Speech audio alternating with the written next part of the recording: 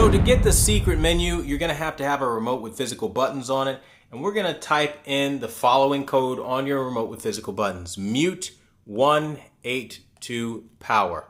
When you do that, it's going to take you into the secret menu. Now, a disclaimer about the secret menu, you do not want to kind of play around with it and change things willy-nilly. Be very careful with what you change here. But as you see it pulled up to the left here, and you have a few different options here.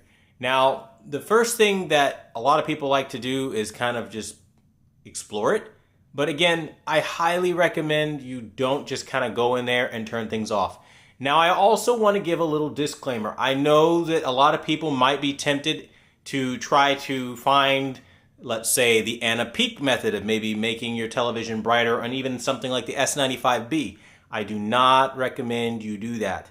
I recommend that you leave everything pertaining to brightness specifically exactly how it is, so that you don't prolong or rather hasten you getting to the burn-in stage of OLED life. And that's just as honest as anyone's going to tell you.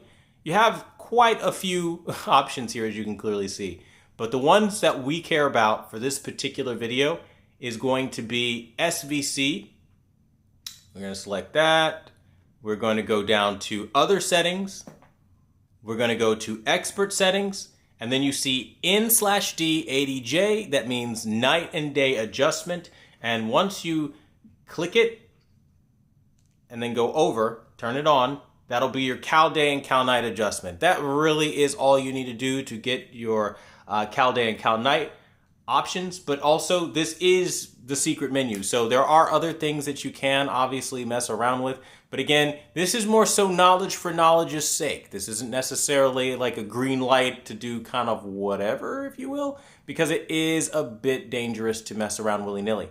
Now, one of the things that I do notice as I look around in the secret menu, unlike the S95B from last year, this is actually quoting 120 hertz, not 144 under FRC.